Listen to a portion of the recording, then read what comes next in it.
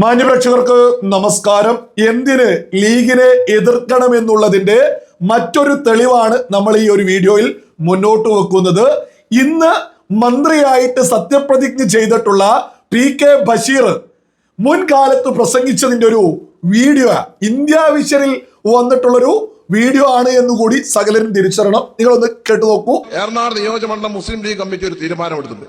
അതിന്റെ പ്രസിഡന്റ് എന്ന നിലയ്ക്ക് ഞാൻ പറയുന്നത്, ഈ കേസ് കോടതിയിൽ എന്തെങ്കിലും വരികയാണെങ്കിൽ, ഇതിന് എവനെങ്കിലും സാക്ഷി പറയാൻ കോടതിയിൽ എത്തുകയാണെങ്കിൽ അവൻ ജീവനോടെ തിരിച്ചു പോരുകയില്ലാതിന്റെ കാര്യത്തിൽ യാതൊരു സംശയമില്ല. നിങ്ങൾ ചെയ്തോണ്ടി ബാക്കി ഞാനിട്ടു. നിങ്ങൾ യാതൊരു ബേജാറുണ്ട്. ശങ്കരപ്പണിക്കർ പോയാൽ കാല് വെട്ടുന്നു ഞാനെന്ന് പറഞ്ഞിട്ടുണ്ട്. അത് ഞാൻ ഇപ്പോഴും ആവർത്തിക്കുകയാണ്. ഒരു കാര്യം വളരെ വ്യക്തമായിട്ട് തന്നെ പറയാം. കീശേരിയിലെ 5 മുസ്ലിം യൂത്ത് ലീഗിന്റെ പ്രവർത്തകന്മാരാണ് ആ 302 കേസ് പ്രതി. ഇവിടെ ആലഞ്ചോട്ടിലുള്ള ഒരു കമ്മ്യൂണിസ്റ്റുകാരനുണ്ട്, ഒരു മാർക്സിസ്റ്റ് പാർട്ടിയുടെ മെമ്പർക്ക് കുട്ടികളെ പേര് കൊടുക്കുന്നത്. വളരെ കരുതി നിന്നോണ്ടേ. കാരണം എന്താ, ലിസ്റ്റ് കൊടുക്കുന്ന പൂതി ഇതിൽ കഴിയും. കാരണം ഇങ്ങൾക്ക് ഇങ്ങനെ പാർട്ടി ഓഫീസ് ഉണ്ടാക്കിയാണ് ലിസ്റ്റ് കൊടുത്തിട്ട് പോലീസ് ഒന്നും കാണാൻ നായാട്ടെടുത്ത് ഞങ്ങളെ കുട്ടികളോട് കൊണ്ടേ ആദ്യം ഞങ്ങൾ നിങ്ങളായിട്ട് കൈകാര്യം ചെയ്യും. ആ കൈകാര്യം ചെയ്തതിനു ശേഷം ബാക്കിയുള്ള കാര്യം നമുക്ക് ആലോചിക്കേണ്ടി വരും. അതുപോലെ തന്നെയാണ് ഈ കേസിന് സാക്ഷി പറയാൻ ഇനി 3 ആളുകളെ തിരിച്ചറിയാൻ വേണ്ടിക്കാണ്ട് ഒരു വിജയൻ എന്ന് പറഞ്ഞ ഒരാൾ കൂടി പേര് കൊടുത്തിട്ടുണ്ട്. ആ വിജയനും ഒരു അധ്യാപകനാണ്. അധ്യാപകനോട് ഞാൻ പറയാം, ഇത് പോയിക്കാട് പറയായിരിക്കും, തിരിച്ചു ഇവിടെ പെരുകത്തൂല എന്നുള്ള കാര്യത്തിൽ യാതൊരു സംശയം ഉണ്ടാവില്ല. ഈ കേസിനെ സംബന്ധിച്ചിടത്തോളം എറണാകുളം നിയോജകമണ്ഡലം മുസ്ലിം ലീഗ് കമ്മിറ്റി ഒരു തീരുമാനമെടുത്തിട്ടുണ്ട്. അതിന്റെ പ്രസിഡന്റ് എന്ന നിലയ്ക്ക് ഞാൻ പറയുന്നത്, ഈ കേസ് കോടതിയിൽ എന്തെങ്കിലും വരികയാണെങ്കിൽ, ഇതിന് എവനെങ്കിലും സാക്ഷി പറയാൻ കോടതിയിൽ എത്തുകയാണെങ്കിൽ അവൻ ജീവനോടെ തിരിച്ചു പോരുകയില്ലാതിന്റെ കാര്യത്തിൽ യാതൊരു സംശയമില്ല. നിങ്ങൾ ചെയ്തോണ്ടി ബാക്കി ഞാനിട്ടു. നിങ്ങൾ യാതൊരു ബേജാറുണ്ട്. നിങ്ങൾ കേട്ടില്ലേ? ശങ്കരപ്പണിക്കർ പോയാൽ കാല് വെട്ടുമെന്ന് ഞാൻ പറഞ്ഞിട്ടുണ്ടെങ്കിൽ ഞാൻ അത് ചെയ്യുമെന്ന്. മാത്രമല്ല, കോടതിയിലേക്ക് ആര് സാക്ഷി പറയാൻ പോയാലും ജീവനോടെ തിരിച്ചു വരില്ല. ആരായി പ്രസംഗിക്കുന്നത്? ഇന്ന് മന്ത്രിയായിട്ട് സത്യപ്രതിജ്ഞ ചെയ്തിട്ടുള്ള PK ബഷീർ. സകല മലയാളികളും തിരിച്ചറിയണോ? ഇന്ത്യ വിഷനാണ് ഈ വീഡിയോ ഒക്കെ, ആ പ്രസംഗമൊക്കെ അന്ന് പുറത്തു വിട്ടിട്ടുണ്ടായിരുന്നത്.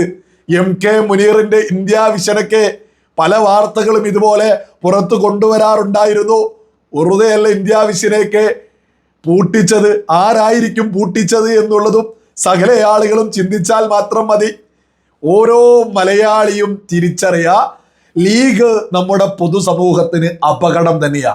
ഈ പ്രസംഗിച്ച ആളൊക്കെ ഇന്ന് മന്ത്രിയായിട്ടുണ്ടെങ്കിൽ ലീഗ് പ്രവർത്തകരോട് പറയാ, നിങ്ങൾ ചെയ്താൽ മതി, ഞാനങ്ങ് ഏറ്റെടുത്തോളൂ എന്ന്. എന്താ ഈ പറയുന്നത്? 302 വകുപ്പ് IPC പ്രകാരം 302 എന്ന് പറഞ്ഞ കൊലപാതക കേസുമായി ബന്ധപ്പെട്ട് അതിനാര് സാക്ഷി പറയാൻ വന്നാലും അവർ തിരിച്ചു വീട്ടിലേക്ക് എത്തില്ല, ജീവനോടെ എത്തില്ല എന്ന്.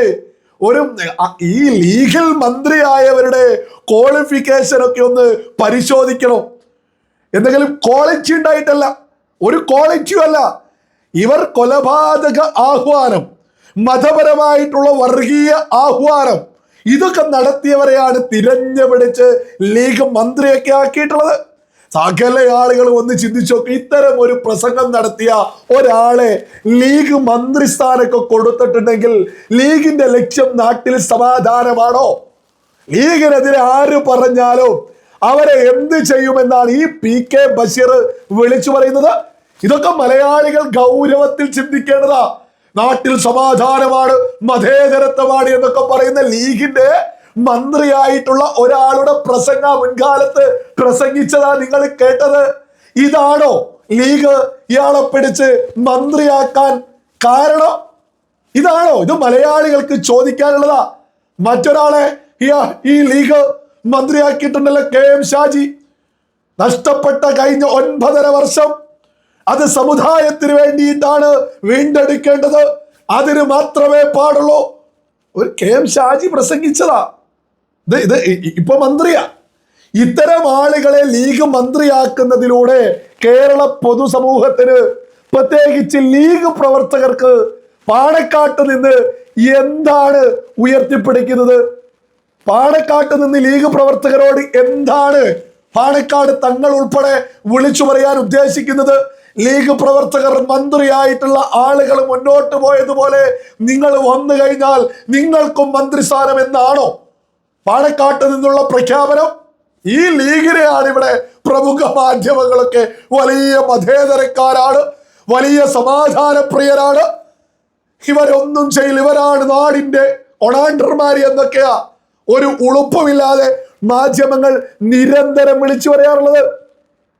മതത്തിന് വേണ്ടി പച്ചവർഗീയത പറയുന്ന KM ഷാജി, ഈ ഓരോ ആളുകളും ഒന്ന് ചിന്തിച്ചു നോക്കൂ. നമ്മുടെ പ്രബുദ്ധ കേരളത്തിന്റെ ഐക്യം എന്ന് പറയുന്നത് എന്താ? എല്ലാവരും ഒരുപോലെ. എന്നാൽ ലീഗ് എന്താ ഉയർത്തിപ്പിടിക്കുന്നത്? UDF അധികാരത്തിലേക്ക് എത്തിയാൽ കഴിഞ്ഞ 9.5 വർഷം സമുദായത്തിന് വേണ്ടി നിലകൊള്ളും, നഷ്ടപ്പെട്ടത് തിരിച്ചു പിടിക്കണം. മുസ്ലിം സമുദായത്തിന് വേണ്ടി നഷ്ടപ്പെട്ടത് തിരിച്ചു പിടിക്കാനാണ് UDF അധികാരത്തിലേക്ക് എത്തിയത് എന്ന് പറഞ്ഞ KM ഷാജിയെ ലീഗ് മന്ത്രിയാക്കിയിട്ട് നമ്മുടെ കോപ്പിലെ കുറെ ആളുകളുണ്ട് ഇവിടെ, പ്രമുഖ മാധ്യമങ്ങളിൽ പ്രത്യേക അവതാരകർ, പ്രത്യേക ചർച്ചക്കാർ. ഇവർ വന്ന് പറയോ അവര് ഒലകന മൂട. ലീഗാണ് നമ്മുടെ നാട്ടിൽ കൃത്യമായ ഭിന്നിപ്പൊക്കെ ഉണ്ടാക്കുന്നത്. ഒരുപാട് ആളുകൾ ഇപ്പോ ഈ രംഗത്തെത്തിയിട്ട് പറയുന്നുണ്ട്, ലീഗ് രംഗത്ത് വന്നിട്ടല്ലേ ലീഗിന്റെ മന്ത്രിമാരായാൽ എന്താണ് പ്രശ്നം? ലീഗിന് മന്ത്രിമാരായാൽ പ്രശ്നമുണ്ട്. അവർ മതത്തിന് വേണ്ടി നിലകൊള്ളുന്നവരാണ്.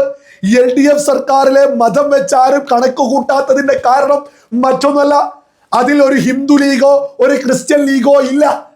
മുസ്ലിം ലീഗ് ഉള്ളത് UDF-ൽ മാത്ര. ഒരു മുസ്ലിം ലീഗും LDF-ന്റെ ഭാഗമല്ല. അപ്പൊ മതത്തിന്റെ എണ്ണം നോക്കിയിട്ട് എത്ര മന്ത്രിമാർ അതിനെതിരെ പറയേണ്ട ഒരു അവസ്ഥ ഏതായാലും LDF കേരളം ഭരിക്കുമ്പോ ഇല്ല. ഇതാ യാഥാർത്ഥ്യം.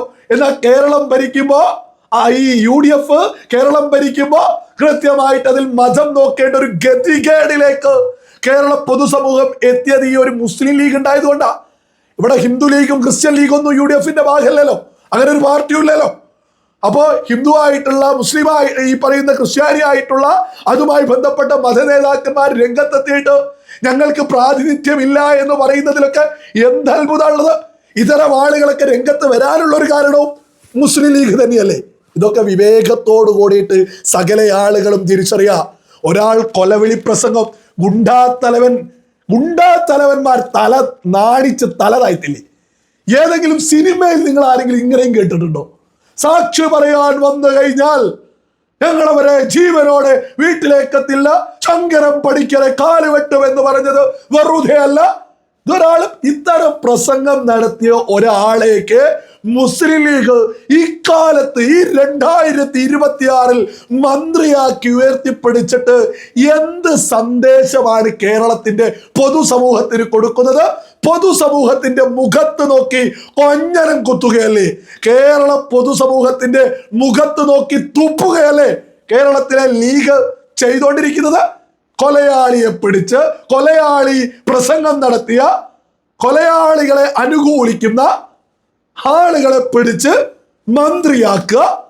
അതേപോലെ തന്നെ മതം ഏത് സമയത്തും സമുദായത്തിന് വേണ്ടി എന്ന് പറഞ്ഞ് എല്ലാ ആളുകളും ഒരു ഐക്യത്തിൽ പോകുന്ന നമ്മുടെ കേരളത്തിൽ സമുദായത്തിന് വേണ്ടി എന്ന് പറയുന്ന ആളെ പിടിച്ച് മന്ത്രിയാക്കുക.